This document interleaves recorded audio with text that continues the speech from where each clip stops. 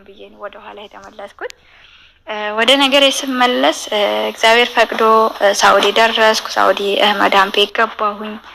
እዛ መዳም ቤት ሲገባ በጣም ከባድ ችግር ውስጥ ነው የገባሁት።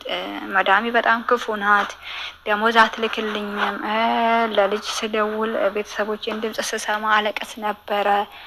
እኔ ስሄድ የ2 ወር ነፍሰ ጡር ነበረች። ልጅ ወለደች። ለእኔ ሰጠችኝ። ልጅ ማሳደግ ጀመርኩ። ጽዳት አጸዳለሁ፣ ልጅ አሳድጋለሁ፣ ምግብ እሰራለሁ እኔ ነኝ። ይህንን ሁሉ እየሰራሁኝ በጣም ክፉ ሆነችብኝ። ምግብ አትሰጠኝም፣ ደሞዝ አትሰጠኝም፣ ስልክ አትደውልልኝም። ስልክ ራሱ ደውይልኝ ስላት በጣም ስልኩን ከጆሮዬ ላይ ትነጥቃለች ሁላ እና በጣም አሳቀቀችኝ።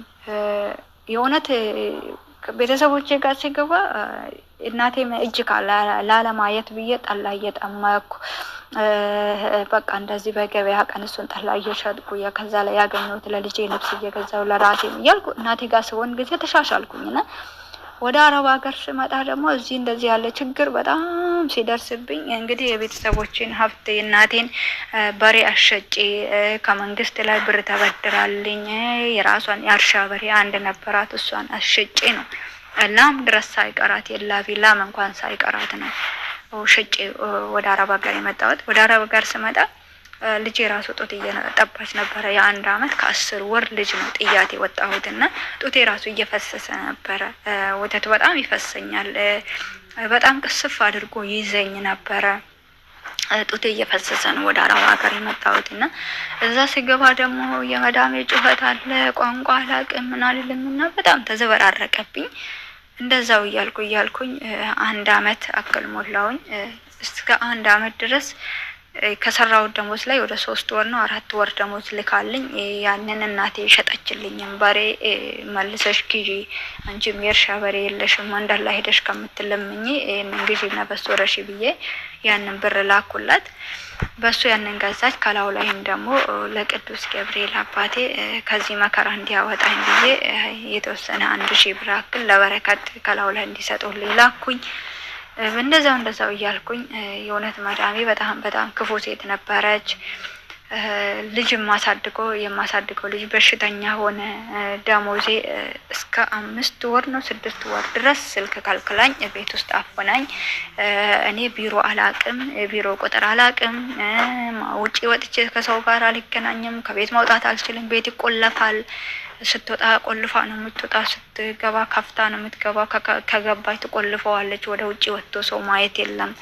ቆሻሻ ለመጣል ብቻ ነው ውጪ የምወጣው እንጂ አንድ ቀን ወጥቼ ውጪ አይቼ አላውቅምና በጣም ተፈተንኩኝ። ቤተሰቦቼ ጋር አልገናኝም። ልጄ ትናፍቀኛለች። አለቅሳለሁ ቀን ካለሊት። እውነት ለመናገር እንባዬ እንደዚህ እየወረደ በዚህ በጡቴ መሀል ነበር የሚወርደውና እንደዛ እያልኩኝ ልጅ እየታመመ መጣ። 2 አመታትን ማስቆጠር ጀመርኩ። በዛ 1 አመት ከምናምን የ2 አመት ኮንትራቴ እያለቀ ሲመጣ በእምነቴ ላይ ማተቤን እንድበጥስ ታደርገኝ ነበረ። ማተቤሽን በጥሺ ሙስሊም ሁኚ ትለኛለች። እንዲሁም ደግሞ ከውጪ በዩቲዩብ ላይ የቀዳች የኛን እምነት የሚያቆሽሽ በቃ በእምነታችን ላይ በጣም ትኩረት የሚያደርጉ ሰዎች ፖለቲከኞች አሉ።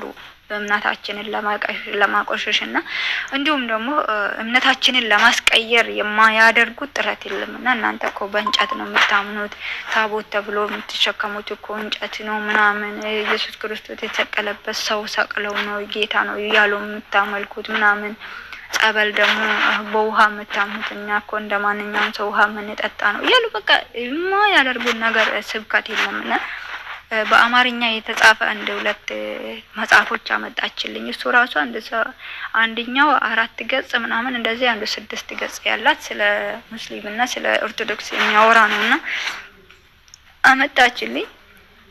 እኔ አማርኛ አላቅም ማለት አማርኛ አላነብም። ፊደሉ ራሱ ሀሁ ሄያን ያልተማርኩም ሲጀመር ኦሮምኛ ነው የተማርኩት። አማርኛ ምንም ነገር አላቅም እውነት ለመናገር በአይኔ ፊደሉን አያለው ግን ይሄ ምንድነው የሚሉኝ አላቅም አማርኛ እንዴት እንደሚነበብ። ከዛን ውዳሴ ማርያም አላቅም ግን ዝም ብዬ ውዳሴ ማርያም ይዤ ወጣሁ ከቤቴ። ስልክም ያልነበረኝም ውዳሴ ማርያም ይዣል ሄድኩኝ። ከዛ ወዲህ ነው የገዛሁት። አማርኛ አንብቢ ብላ ያንን መጽሐፍ ገዝታለኝ ስትመጣ እሷ አጠገቤ ስትሆን እንደዚህ አጠገቤ ዞር ዞር ስትል ያንን መጽሐፍ እንደሚያነብሰው አያለው። እሷ ዞር ስትል ዘግቼ አስቀምጠዋለሁ። ምክንያቱም እኔና መጽሐፉ ተፋጠን ቁጭ ነው እንጂ እኔ አማርኛ አላውቅም፣ አልተማርኩም። እንደዛ እያልኩ ከዩቱብ ላይም የአውዲዮ እየቀዳሽ ምናምን ነገር ታሳየኝ ነበረ። በእምነቴ ላይ በጣም በጣም በጣም ችግር ጠንቅ የሆነችብኝና አንገቴ ላይ ደግሞ ማህተብም አልነበረኝም። ግን እኔ ማህተቤ ከምበጥስ አንገቴ ይበጠስ ሙስሊም አልሆንም አልኳት። በቃ በጣም ዳያዘችኝ ማለት ነው። ምግብ መከልከል ስራ ታሰራኛለች። የሆነ ባዶ ቤት አለ መጅልስ ላይ እና የምታውቁት እህቶቼ በአረብ የምትኖሩ እዛ መጅልስ ላይ ተዘጋብኛለች። እሱም ከዘጋችብኝ በኋላ ደግሞ ምግብም አትሰጠኝም፣ እዛው አድራለሁ። ከዛ በማግስቱ ደግሞ ታወጣኛለች፣ ጽዳት አስጪ ትለኛለች። ኩብዝ ታውቃላችሁ መቼም፣ ይሄ ኩብዝ ልብናን የሚባለው እንደ እንጀራ ሰፋ ያለችዋ ትንሿን፣ እሷን 4 ቦታ ቆርጣ 4ቷን ቦታ የተቆረጠችውን 4 ቀን ነው የምትሰጠኝ ማለት ነው። ለምሳሌ ዛሬ ቀን 9 ሰዓት ላይ ከሰጠችኝ ነገ ተመልሳ 9 ሰዓት ላይ ነው ያቺን ግማሽ ቂጣ የምትሰጠኝ። እሱም ራሱ ባዶ ነው። አሲር የሚባለው ወይም ደግሞ ለስላሳ አለ በዱቄት እንትን የሚደራ አሲር ታንጭ ነው የሚባለው። በዱቄት አለና ውሃ ጨምራችሁ ብርጭቆ ተበጥብጦ ብቻ እንደዚህ የብርቱካን ጭማቂ በዱቄት አለና እሷን አንዳንድ አድርጌ ከዛች ከቂጣ ጋር አበላለሁ። እሱ ራሱ ምግብ ለልጆቹ ስሰራ የእውነት ለመናገር በብርጭቆ ውሃ ነው ሰፍራ መሰጠኝ። 2 ልጆች አላት። ይሄኛው ህፃኑ ልጅ የማሳድገው 2ኛ 3ኛ ልጇ ነውና ያችን በውሃ ብርጭቆ ሰፍራ የሰጠችኝን ከሰራሁኝ እኔ ከብረት ድስት ውስጥ አውጥቼ ለልጆቹ መስጠት አልችልም። እሷ ናት የምትሰጠው። ትሰጥና ያችን ግማሽ አካፍላ ለዚህኛው ግማሽ ለዚህኛው ግማሽ ትሰጣለች። በልቶ ሲተርፉ ራሱ ሳህን ላይ አድርጋ ፍሪጅ ውስጥ ጨምራ ትቆልፍበታለች። ሻይ ቅጠል፣ ጅብን፣ ዳቦ፣ ምነሽ፣ ስኳር፣ ዘይት፣ ዱቄት እኔ አይኑን ራሱ አላይ ካለበት ከኮሜዲ ነው ሁሉ ቁልፍ አለበት። ቁልፍ ላይ ነው የምትቆልፈው። ምንም ነገር በአይኔ አላይም ማለት ነው። እሷ ይሄን ቢ ብላ ካልሰጠችኝ ምንም ነገር የለምና የለመንኳትን ቀን አለ። እባክሽ ርቦኛል ስጪኝ ስላት የከለከለችኝ ቀን አለና በገንዘብሽ ገዝቼ ላምጣልሽ ወይ ያለችኝ ቀን ነበረ። የማረሳው ነገር በጣም ከባድ ህይወት ነበረ። ከዛ ያ ህፃን ልጅ በጣም ታማሚ ነው። ከታመመ ከለታት አንድ ቀን ይዛ ወደ ሆስፒታል ሄደች። በጣም ይታመማል እና ይዛ ሄዳ ሆስፒታል አሳደረችው። በፊትም ህመም አለው። ህመሙ የሚጥል በሽታ ይመስለኛል እኛ ያየሁበት እንጂ እነሱ ያው ከሱ ጋር ሆስፒታል ነው የምታድረው። ሴትዮዋ ለሌሊት ሆስፒታል ወረቀት ምናምን ታመላልሳለች። አንዳንድ ጊዜ ቀንም ትሰራለች፣ ሌሊትም አዳር የምትሄድበት ቀን አለ። ከባሏ ጋራ ትገናኛለች ብላኝ መሰለኝ። በጣም ነው የምትቀናው፣ በጣም ነው የምትቀናው። አይኔ በቃ እንዳያት አትፈልግም። ምን አይነት ሰይጣን እሷ ላይ እንደሰፈረ ብቻ መድኃኒዓለም ይወቀውና በጣም ክቡር ናት ሴትዮዋ። በምግብም ሆነ በዛ ላይ ጩኸቷ፣ ስድቧ የማትናገረው ነገር የለምና በቃ ስቅቅ ነው የሚለኝ። ምክንያቱም እኔ ቋንቋውም እንደዚህ ብዙም በመጀመሪያ አልነበረኝም፣ ግን ያው ከአመት በኋላ እያደር ከልጆች ጋር ስጫወት እየተለማመድኩት መጣሁኝ። ህፃኑም ደግሞ ከፍ ይላል ስል 1 አመት ከ10 ወር አክል ደረሰ። ከዛን ሆስፒታል ይዛ ገባች። ሆስፒታል ሁሌም ይዛ ትሄዳለች እና የሆድ ውስጥ ያለው ቆሻሻ በዶክተሮቹ ካልሆነ አይወጣም ማለት ሰገራ አይወጣለትም ለህፃኑ። ዶክተሮቹ ናቸው በመድኃኒው በቱቦ ይሁን ያላቅም እንዴት እንደሚያጸዱት ከውስጡ ያጸዱታልና እሱ የሚበላው የሚጠጣው ነገር ስለማይወጣለት ሽንት ብቻ ነው እና ሰገራ ብዙ አይጠቀምም። መገለባበጥ አይችልም፣ በእግሩ መሄድ አይችልም። ዳዴ ራሱ መሄድ አልቻለም። በወገቡ እንደተኛ ነው ይሄን አመት ሙሉና ከዛም በፊትም ልጅ እንደሞተባት ነው ጎረቤት ሲያወሩ የሰማሁትና ከጎረቤቴ ያለችው ልጅ ሙስሊም ስለሆነች እኔ ደግሞ ሙስሊም ለማድረግ አስባ ነበረ። ግን እኔ ያቺም ኦርቶዶክስ ነበረች እህቷ ቤት የነበረችው። እሷ እህቷ እንደምንም አድርጋ ሙስሊም አደረገቻት። እኔንም ደግሞ ሙስሊም እንደሆን ትፈልግ ስለነበረ እምቢ አልኳት። በዛ ነው እኔን ልትጎዳኝ የቻለችው። እህልም የከለከለችኝ ከራባት እና ከተጠማች እምነቷን ትቀይራለች የሚል አስባ ነው። እኔ ግን ረሃቡም ጥሙም ክርስቶስ ጋር እስካለሁኝ ድረስ ምንም አይነት ራብም አይሰማኝም ነበር። ግን ቀን ለከለሊት አለቀስ ነበር። እግዚአብሔር ሆይ ምን ነው ዝም አልከኝ? ምን ነው በሬ ተዘጋብኝ? ምን ነው በእሾ ታደረብኝ? እያልኩኝ በእውነት ቀን ለከለሊት ነበር ማለቅሱ ቀን ከለሊት እና እግዚአብሔር አምላክ ደግሞ ሁሉን ቸር ነው። በእውነት ቸሩ መድኃኒዓለም አባቴ ለኔ ብዙ ብዙ ብዙ ውለታ ውለውልኛልና እግዚአብሔር ይመስገን። መድኃኒዓለም አባቴ ድንግል ማርያም ከልጇ ጋር አልተለየችኝም እና እንደዛ እያልኩኝ ልጅ ማሳደግ ጀመርኩ። ሆስፒታል ሄዳ ያን ልጅ ይዛ አሳድራ መጣች። እኔ ላይ ጥላ ወደ ስደት ተሳፈረች ማለት ነው። እንደምታውቁት እንግዲህ መዳሞች ቤት ያላችሁ እህቶቼ በየሳምንቱ በየ15 ቀኑ ነው የሚሳፈሩት። ይሄዳሉ። ወዴት እንደሚሄዱ እኔ አላውቅም። እና ስትሄድ ልጁን ይዛ አትሄድም። 2 ቀን 3 ቀን ታድራለች። ከልጆቹ 2 ልጆች አላት። ከባሏ ጋር ትሄዳለች። እኔና ህፃኑን ግን እዛ ቤት ውስጥ ጥላ ነው የምትሄደው። የጭካኔዋ ጥግ ማለት ነው። የታመመ ልጅ ሰው ላይ ጥሎ መሄድ እንግዲህ ከባድ ነው።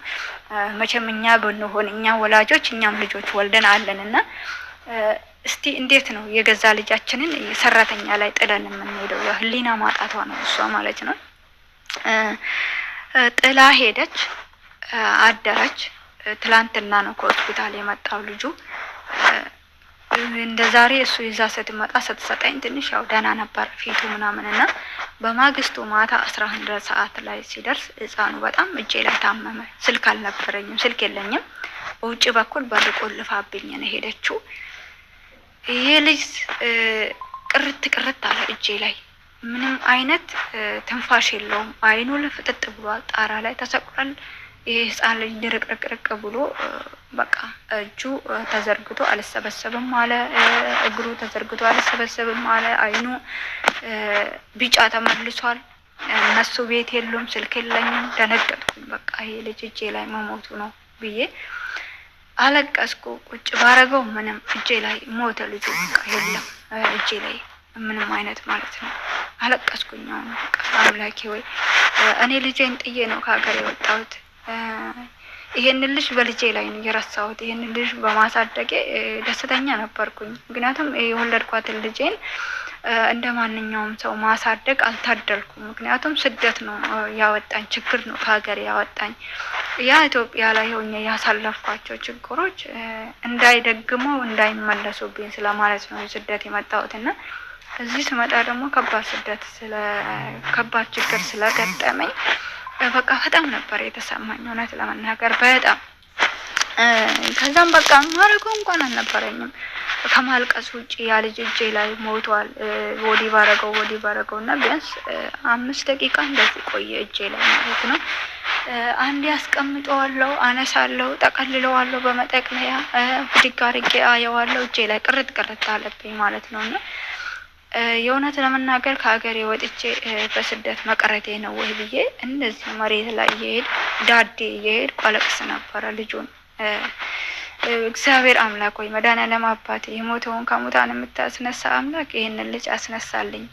ቤተሰቦቹ ወይ ከወጡ እስኪመጡ ድረስ ውጪ ወጥተዋል። እነሱ እንግዲህ ትላንትና ነው የሄዱት፣ ቤት አልነበሩም። ደውዬ ለነሱ ማናገር እንኳን አልችልም፣ ስልክ የለኝም።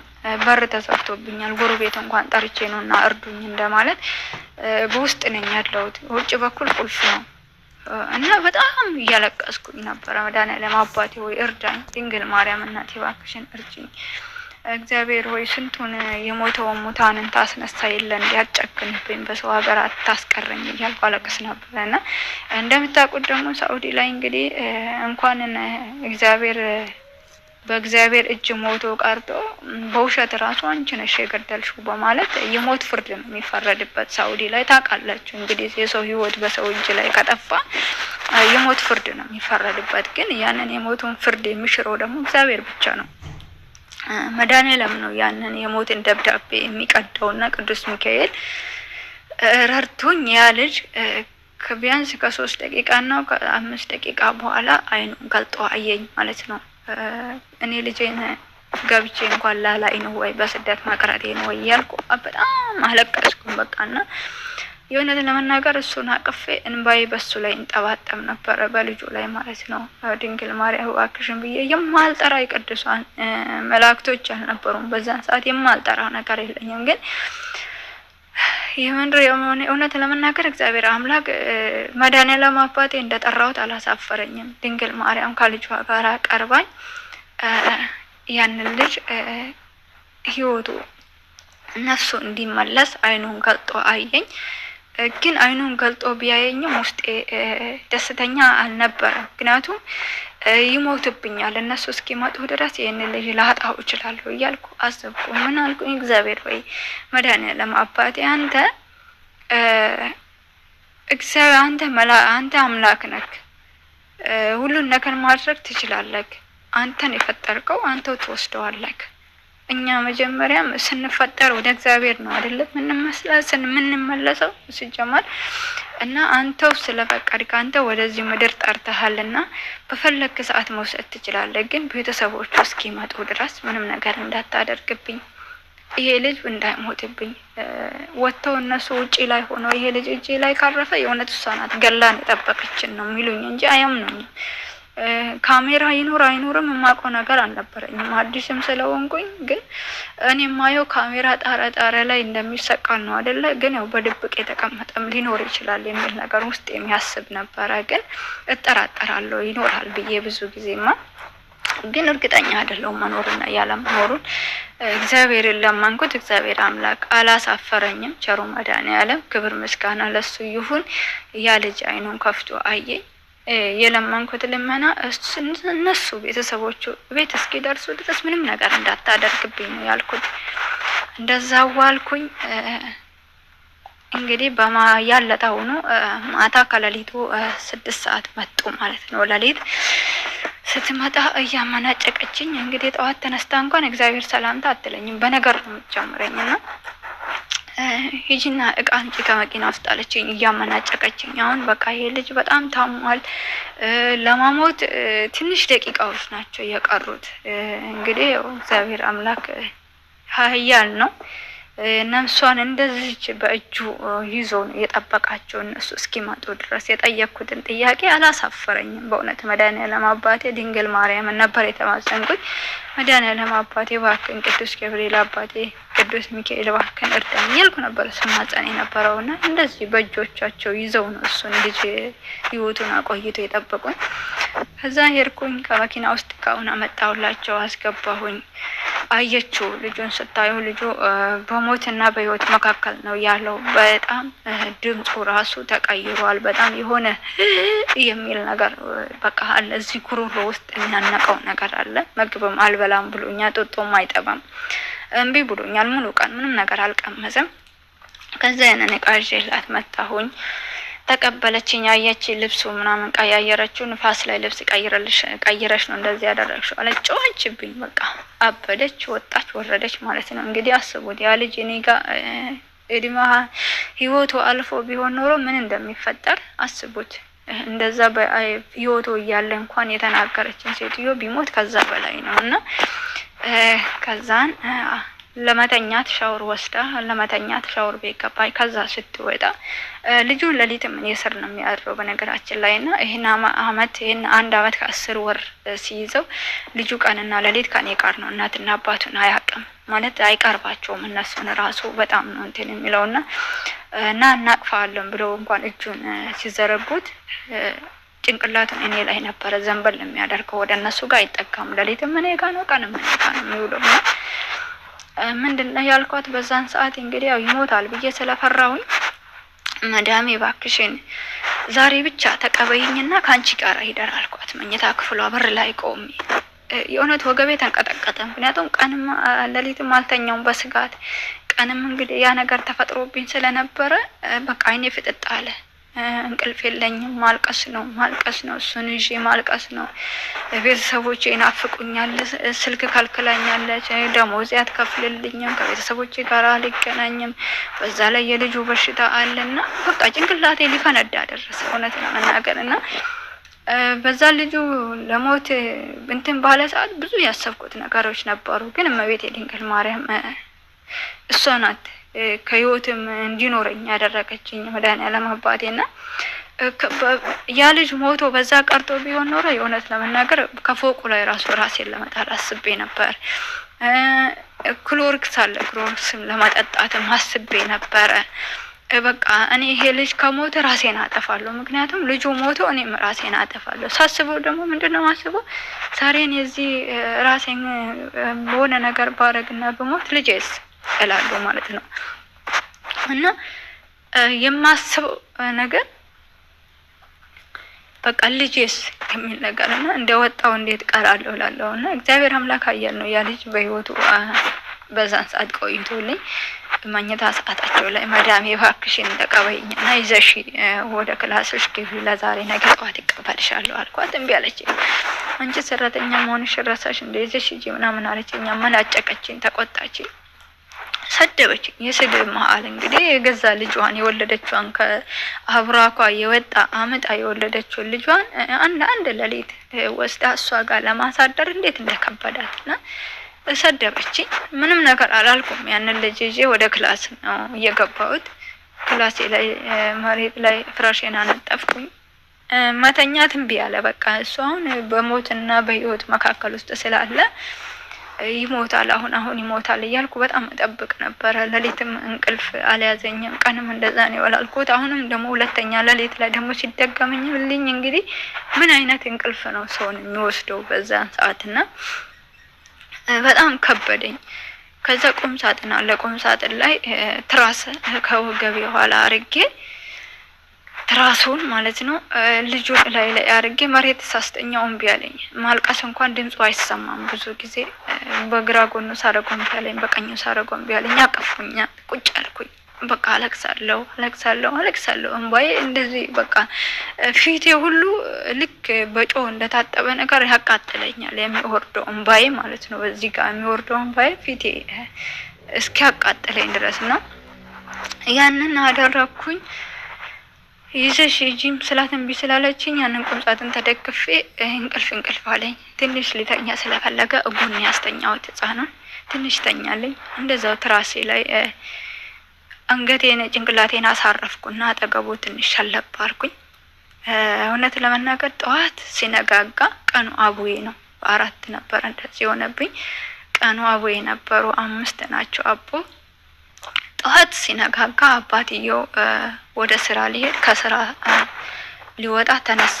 2 ልጆች አሉ፣ አንድ ክላስ ነው የምናድረውና ልጆቹን ዛሬ ትላንትና ውጭ ውለው ስለመጡ ትምህርት ቤት ስለማይሄዱ እንዳታስነሻቸው ብሎኛል። እና ማታ እሱ ለራሱ ወደ ስራ ሊሄድ በሩን ከፈተ ማለት ነው፣ መኝታ ክፍሉን። ጠዋት ሊነጋጋ ሲል ነው እንግዲህ በአረቦቹን አላኩ በር ሊል ደርሷል፣ ነጋግቷል። እንግዲህ 11 ሰዓት 12 ሰዓት እየተጠጋ ነው። በሩን ሲከፍት የብር ድምጽ ሰማሁ። ተኝቼ ነበር፣ እንቅልፍ ወስዶኛል። ህፃንየውን አስተኝቻለሁ እጎኔ ማለት ነው። እና በሩን ከፈት ሲያደርግ ምን እንዳስደነገጠኝ አላውቅም። በቃ የሆነ ነገር ክው አልኩኝ፣ ደንግጬ። ማብራቱ ደግሞ የውጭን ልጆቹ ስለሚተኙ ክላሴ ውስጥ ማብራት አይበራም። ከውጭ አስፋልት ላይ ያለው ማብራት ወጋገኑ ይታያል። ቤት ውስጥ ማብራት ማታ ስንተኛ ማለት ነው። እና መስኮቱ መጋረጃ የለውም፣ ባዶ ነው፣ መስታወቱ ነጭ ነውና አስፋልት ላይ ያለው ማብራት ወደ ቤት ውስጥ ስለሚበራ ይታየኛል። ለልጅም ወተት ሙሉ ነገር ለማድረግ ስፈልግ ልጆቹ ማብራት እንዳይረብሻቸው ተብሎ ይጠፋልና እሱ ጠዋት ተነስቶ በሩን ሲከፍት በጣም ደንግጬ ውስጤ እየተንቀጠቀጠ ነቃሁ። እኔ ጋር አልመጣም፣ ግን ብቻ ምን እንዳስደነገጠኝ አላውቅም። ደንግጬ እንደተነሳው ልጁን ነው ያየሁት፣ አጠገብ ያስተኛሁትን። እውነት ለመናገር በጣም በሚከብድ ሁኔታ ልጁን በማይበት ሰዓት በህይወት አልነበረም፣ ሞቷል። ህፃኑ እንግዲህ ስንት ሰዓት እንዳረፈ ራሱ እኔ አላውቅም። የእውነት በስንት ሰዓት እንደሞተ ስንት ሰዓት እንዳረፈ ራሱ እኔ የማውቀው ነገር የለኝም። ግን አጠገብ ያስተኝቼዋለሁ። የእግዚአብሔር ስራ ነው። የተማጸንኩት ራሱ እናት አባቶቹ መጥተው በአይኑ እስኪያዩ ድረስ አምላኬ ወይ ምንም ነገር እንዳታደርግብኝ ብዬ ነው ጸሎት ያደረኩት። እና እግዚአብሔር የፈቀደውን ነው ያደረገው። ሰዓቱን አላሳለፈም። እናት አባቱ መጥተው አይተውታል፣ ተቀበይኝ ብዬም ለምኛታለሁ። ሰው የሚለምናትን አክል እምቢ አለችኝ። በጣም ነበረ የሚከብደው እውነት ለመናገር እና ከዛ ስነሳ ህፃኑ ሞቷል፣ ህይወቱ አልፏል። በቃ ደነገጥኩኝ እና ሰውየው ደግሞ ልክ ሻወር ለመውሰድ ይመስለኛል የሻወር ፎጣ ብቻ ጠምጥሞ ነው ማለት ነው። ከወገብ በታች ጠምጥሞ ነው የተነሳው። ሱሪ ራሱ ነው አልለበሰም፣ ገና ሻወር ሊገባ ነው። ቲሸርት ለብሷል፣ ከላይ ፎጣውን ግን ጠምጥሟል ማለት ነው ወገቡ ላይ እና ሱሪ ምናምን አልለበሰም። ሽንት ቤት ሊገባ ነው እሱ። ቡና ሊያፈላ ኩሽና ገባ። ከዛ የልጁን ሞት ሳይ በቃ ሰውነቴ ሁሉ ተንቀጠቀጠ። ምንም ነገር አላልኩም እና ሮጥኩና ባባ ልጁን አልኩት ማለት ነው። ልጁ ሞተ አልኩና በቃ ምንም አላልኩትም። ጨውኩኝ ቤት ውስጥ ቁጭ ብዬ ጭንቅላቴን ይዤ ነው ያልኩት ማለት ነው። ለምን ሳየው በቃ ሰውነቱ ማታ ራሱ ትኩሳት ነበረው፣ በጣም ሰውነቱ ጉሏል እና በዛን ሰዓት እንኳን ሆስፒታል ይዛ ብትሄደው ህፃኑ ልጅ ግን ያው ይሞት ብላ ስላሰበችው ይሁን ብቻ አላውቅም። እውነት እስከዛሬ ድረስ በጣም ይጸጽተኛል እና የህፃኑ ልጅ ግን ነካክቼዋለሁ ሬሳውን። እንግዲህ አንዳንድ ጊዜ ሬሳ ሲነካ የሰው አሻራ ምናምን ይታይበታል የሚባለው ነገር አለ አይደል? ግን እኔ በድንጋጤ ነካክቼዋለሁ ሬሳውን በዛን ሰዓት አጠገቡ እንደተኛውኝና ሳየው በቃ ሰውነቱ ፊቱ ከሰል ይመስላል። ሰውነቱ በሙሉ ውሃ ነው። ልክ በቃ ፍሪጅ ውስጥ የተደረገ ነው የሚሆነው። እንግዲህ ሬሳ ቀዝቅዟል ማለት ነው። እና ስንት ሰዓት እንደሞተ ራሱ እኔ ምንም የማውቀው ነገር አልነበረኝ። በዛን ሰዓት እጄ ላይ አረፈ። አጠገቡ ተኝቼ ነው እንግዲህ የሆነ ምናም ሰው በምትወጣበት ሰዓት እንኳን አይቼው ብሆን ማለት ነው ብዙ ጊዜ የሚቆጨኝ ነገር ቢኖር በቃ ያ ልጅ ህይወቱን ስታልፍ እንኳን አይኔ አይቼው ቢሆን ኖሮ በቃ አለ አይደለ ሰውነቱ በጣም ጥቁር ብሏል። ውሃ ነው በቃ ፍሪጅ ውስጥ የገባ ነው የሚመስለው። እንግዲህ ሞቷል። ነካካሁት፣ አንገቱ ስር ገብቼ አዳመጥኩት፣ ምን አልኩት፣ ትንፋሼ አጣሁኝ። ሰውነቱ ስነካካ በቃ በዛን ሰዓት ነፍሱ በምትወጣበት ሰዓት ዳይፈሩ ላይ ካካ አድርጓል። እንግዲህ አድርጎ የማያውቀው ልጅ ካካ አድርጓል፣ ሽንት ምናምን ሸንቷል። እና በቃ እኔ ጨውኩኝ፣ በዛን ሰዓት ጨውኩኝ። ሰውየው ሮጦ መጣ። ምንድነው ሲለኝ ልጁ የለም በሕይወቱ አልኩት ማለት ነው። ከዛ ስለው መጣ፣ አየ፣ ገልጦ ልብሱን ሲያይ ልጁ የለም በሕይወቱ ማለት ነው፣ አርፏል። ከዛም በቃ እኔ እንጃ እኔ ምን እንደሆንኩ ራሱ አላውቅም። በዛን ሰዓት ራሴን አዝሮኝ የወደኩት ማለት ነው፣ የድንጋጤ ብዛት። ከዛን ያንን ልጅ ሴትዮዋም ከእንቅልፏ ቦታ ነቃች፣ ዘላ ወጣች፣ አየችው። ማታን እንደዛ ስለምናት እምቢ ያለችኝ ሴትዮ መጣች። ከፍራሼ ላይ ሬሳውን ወስዳ ወደ ክላሷ ገባች። ክላስ ላይ ልብሱን ቀያየረች። ምን አለች? ትንሽ ሰዓት ለወቶቿ ምናምን ደወለች። እዛው እህቶቿ በር ላይ ናቸው ያሉት። የሰውየውም እናት እዛ ፎቅ ስር ናቸው ያሉት ማለት ነው። ቤተሰቦቹ ወንድሞቹ ፎቅ ላይ ናቸው ያሉት፣ እነሱም ከታችም አሉ። ስልክ ተደዋወለ። ምን አለ? ሰው መጣ። ባላና እሷ ለልጆቹ እንኳን ሳታሳውቅ፣ ለማንም እንኳን ሞቷል ብላ እንኳን ሳታሳውቅ ሬሳውን ለማስመርመር ሆስፒታል ይዛ ገባች ማለት ነው። ሆስፒታል ይዛ ሄደች። ተመረመረ፣ ታየ የሰው እጅ እንዳልነካውና ልጁን በሽተኛ እንደሆነ በፊትም ዶክተሮቹ ያውቃሉና እያሳከመች ስለሆነ የቆየችው እዛ ልጁ እንደሚሞት ነግረዋታል መሰለኝ። ማለት እኔ እንጃ አንዳንድ ጊዜ ያለ አይደለ ዶክተሮቹ ቁርጥ ያለ ነገር ልጁ እንደማይቆይ በህይወቱ መኖር እንደማይችል ነግረዋት ይመስላል። እኔ ይመስለኛል፣ ግን ምንም ነገር አልመሰላትም። እኔ ግን ያው ልጄን ጥዬም ስለወጣሁኝ የልጅ ፍቅርም ውስጤ ስላለ ያንን ልጅ አይን እያየሁት ከሱ ጋር ቢርበኝም ቢጠማኝም ቢጨንቀኝም ደሞዝም ባጣ ምንም ብልም እሱን እያየው ነበር መጽናናውና ግን እሷ ያው እንትን አለች ማለት ነው። ምንም ነገር አልመሰላትም። እውነት ለመናገር በዛን ሰዓት ትንሽ አለቀሰች። ምንም አልመሰላትም። ሬሷን እንደ ማንኛውም ሰው ነው ተሸክማ ሄደችው ሆስፒታል። አስመረመረች፣ ምን አለች። ከዛም በኋላ ወደ ቤት ይዘዋን መጡ። ሬሳውን በዛው ወስደው ቀበሩት። እውነት ለመናገር ሰውየው መጥቶ በሩን ሲከፍት ራሱ በቃ ምን እንደምል ራሱ አላውቅም። ውስጤ ድንጋጤ እሱ መጥቶ በሩን በሚከፍት ቁጥር በቃ እሷ ናት የሆነ ነገር ያደረገችው ይሉኛል፣ ይገሉኛል፣ አሁን ያፈነኛል። እሱ ገና ከውጭ ሲመጣ ቀድሜው ሽንት ቤት ገብቼ ነው በሬን የምቆልፈው ማለት ነው። እንደሚያው መቼም የሰው ቤት ውስጥ ነኝ ያለሁት ምንም አይተውኝም። ያው እኔን ለመግደል ቢመጡ የሆነ ነገር ጥቃት ሊያደርሱብኝ ቢሆኑ የትም አላመልጥም። በ24 ሰዓት በሩ ቁልፍ ነው። የትም የምወጣበት ቦታ የለኝም። ቢገሉኝም ይችላሉና በዛ ሳውዲ ላይ በዛን ሰዓት በጣም እንትን ነው ማለት ሰራተኛ ራሱ ቢገደልም ቢሮ ምናምን እንደዚህ በቂ አልነበረም በዚያን ሰዓት እና በቃ የድል በቃ አለ አይደል እና ከባድ ነበረ። የእውነት ለመናገር እግዚአብሔር አምላክ ቸሩ መድኃኒዓለም ረድቶኝ ከዛ ስቃይ ሁሉ ወጣሁኝ። የተወሰነ ወራቶች ቆየው። ከዛም በኋላ ህፃኑ ተከበረ። የህፃኑ ማዕዘን ተረሳ። ከዛ ነው ከወስዳ ጓደኛዋ ነበረች እና ጓደኛዋ ቤት በ15,000 ሪያድ ሸጠችኝ ማለት ነው እኔን እና ፓስፖርቴን የራሴን ኢቃማዬን ምናምን ሁሉ ነገር ለዛች ለሴትዮ በስሟ አስተላልፋ እንደዛ ለሴትዮዋ ሸጠችኝ። የእውነት ከቤቷ ስታወጣኝ ከቤቷ የወጣሁለት ምንም ነገር አልነበረኝም። በለበስኩት ቀሚስ ነበር የወጣሁት።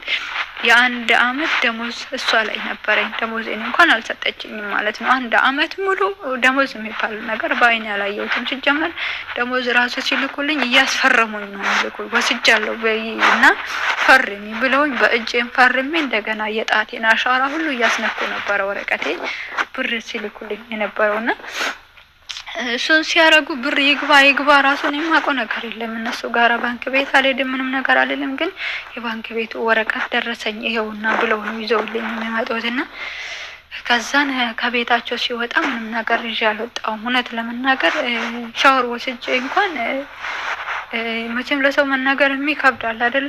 የእውነት ሻወር ወጥቼ እንደወጣው ቀሚስ ብቻ ነው የለበስኩት። ከስር እንኳን አይደለም ጡት ማስያዣና ፓንት እንኳን አላጠለኩም ብላችሁ አታምኑኝም። እና ድንገት ነው በቃ ማለት የሆነ አለ አይደለ? ልክ ሞት እንኳን ሲመጣ እኮ እንደዛ ነው። እና ብድግ ብላ ነው ተነሺ የሆነ ቦታ ትሄጃለሽ አለችኝ። እቃ እንኳን ላስተካክል ስላት ኖ በቃ አሁን ነው ይጂና ማታ ትመጫለሽ አለችኝ ማለት ነው። ልክ እንደደና ነገር አለችኝና ከቤት ይዛኝ ሄደች። እህት ጓደኛዋ ቤት ነው ያስገባችኝ። ጓደኛዋ ቤት ህፃኑ አራስ ልጅ ሆኖ ሄጄ ነበር። አንድ ቀን አይቼዋለሁ። ጥሩ ቤት ነበሩ ሰዎቹ። ሄጄ አይቻለሁና እሷ ጋር ነው የምትሄጂው ትለኛለች። ልጁን በምትወልድበት ሰዓትም ትመጣለች ሴትዮዋ። አያታለሁ። የመዳሜ ጓደኛ ነበረች እና ልጁ በሞተ ሰዓት መታለች በተደጋጋሚ። አንዳንድ ጊዜ እየጠራቻት እንግዲህ አንዳ ጓደኛሞች ምናምን ሲሆኑ ይጠራራሉ የለ ጠርታትማ ትመጣለች እና አያታለሁ ሴትዮዋን እና እሷ ጋር ሄደሽ ስራ ልትሰሪ ነው ስራ አላት ስትለኝ እሺ ብዬ ነው የወጣሁት። እንግዲህ እኔ እመለሳለሁ ብዬ ነው የሄድኩት። ከዛን አልተመለስኩም፣ እዛው ቀረሁኝ ማለት ነው። ሰዎቹ ቀረሁኝ። 3 ወር ደረስኩ። ምን ነው ለምንድን ነው የማልመለሰው እነሱ ቤት ስላት ጊዜ አይ እኔ እኮ ወስጄሻለሁ እኔ ጋር ትሰሪያለሽ፣ በቃ እሷ እኮ አትፈልግሽም ማለችኝ ማለት ነው። ለካ እዛ እህቷ ቤት የነበረችው ኢትዮጵያዊ ስለነበረች ያቺ ሙስሊም ስለሆነች ሰራተኛ ልጅ ታሳድግ ነበረ። ያ ልጅ እኔ አዲስ ወደ ከኢትዮጵያ እዛ ስሄድ ወደ 3 ወር ነው ምናምን አራስ ልጅ ነበረ።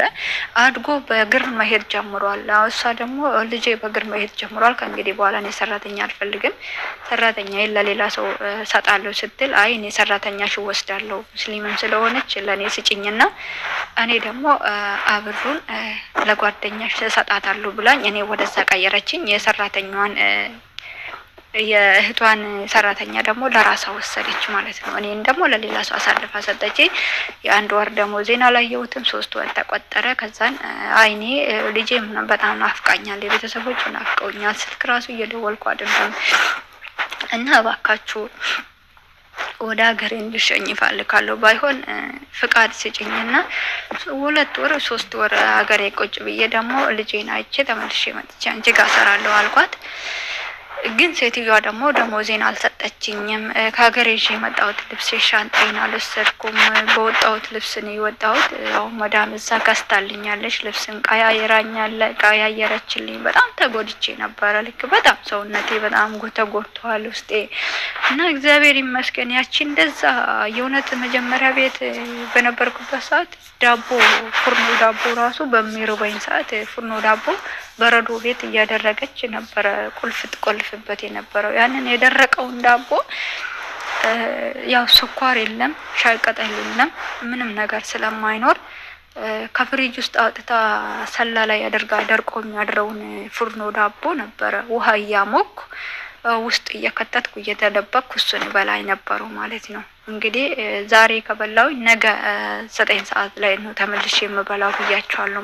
ምንም ነገር ምግብ ቤት ውስጥ የለም። ቢኖርም ራሱ ያው አትሰጠኝም እያለ እኔ ከመብላት ቢደፋ ነው የሚቀላትና ያን ፉርኖ ዳቦ ደረቅ ዳቦ ውሃ ብቻውን ማለት ነው። ስኳር የለው ምን የለውም። ዝም ብዬ ውሃ አፍልቼ እንግዲህ እንዲሪስልኝ ብዬ ነው እንደዛ ማደርገውና 2 ቀን 3 ቀን ያደረውን የደረቀውን ዳቦ ፉርኖ ዳቦውን ውሃ ውስጥ እየጨመርኩኝ ይበላ ነበረ። ያው እንዳልሞት ብዬ ነው ያንን ሳደርግ የነበረው።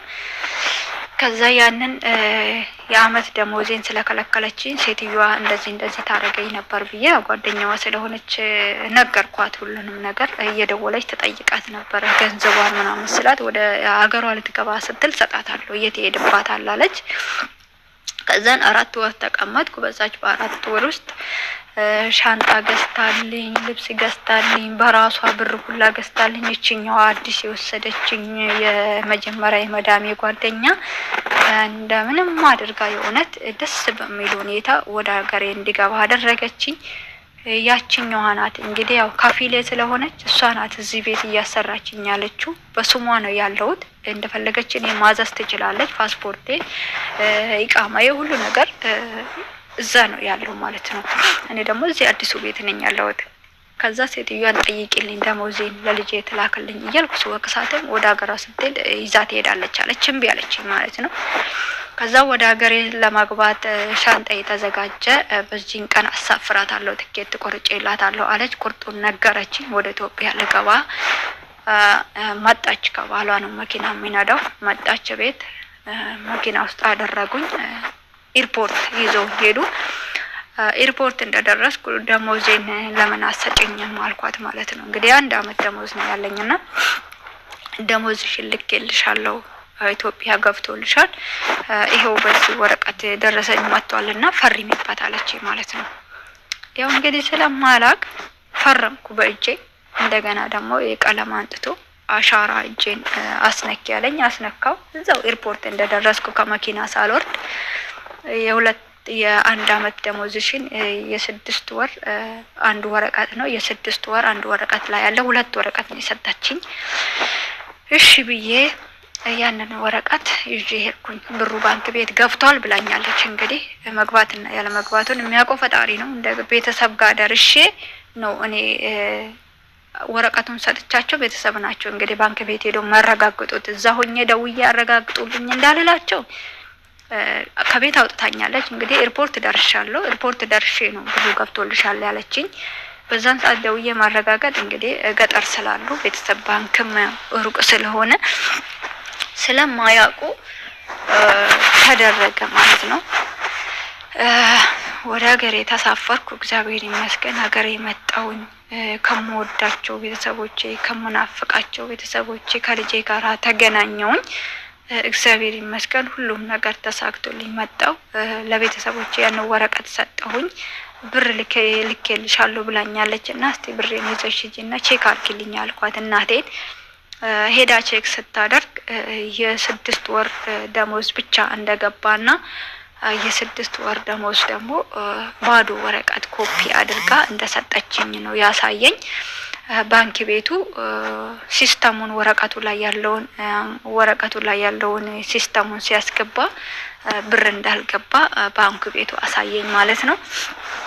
እዛ ምንም አላልኩም እንግዲህ አልቅሼ ተውኩኝ። እኔ ያው ደስተኛ ነኝ እግዚአብሔር ይመስገንና ምንም ነገር ማለቅሰው ነገርም የለኝም ከደስታ ውጪ ብቻ እግዚአብሔር ይመስገን ነኝ ያልኩት። ለምን ከዛ ከመከራ ውስጥ ያወጣኝ ከዛ ያ ልጅ ሞቶ እንኳን እኔ ያልሞትኩት ከሞት የተረፍኩት ሴት በብዙ ነገር ስትጎዳኝ የነበረው በእምነቴ በረሃቡ በምኑ ያ ልጅ ሲሞትም የተሳቀቅኩት መሳቀቅ ያ ሁሉ መከራና ስቃይ አልፎ ያ ገንዘብ ራሱ ጠፋ ስትለኝ ምንም መስሎም አልታየኝም ነበርና የእውነት እናቴ ራሱ ለኔ አንድ ልጄ ነሽ፣ ይሄ ገንዘብ ጠፍቶብኛል ብለሽ ምንም ነገር እንዳታስቢ፣ ልጅሽ የሆነ ነገር ብትሆንብሽ ወይ እኔ የሆነ ነገር ሆኜ ቢሆንብሽ ኖሮ የሰው ህይወት በዚህ ገንዘብ አይተካም፣ ስለዚህ ልጄ ምንም ነገር እንዳታለቅሽ እያለች አይኔን እንታይ ነበር እናቴና የእናቴን እንባዬን እንዳታይብኝ እኔ እዛ ሀገር ያለቀስኩት እዛ ሀገር የተሳቀቅኩት እና 2 አመት ሙሉ የሆነ ከፊቴ ላይ እንባ ደርቆ አያውቅም። ይኸው መድኃኒዓለም በሚያውቀውና ፊቴ ላይ እንባ ደርቆ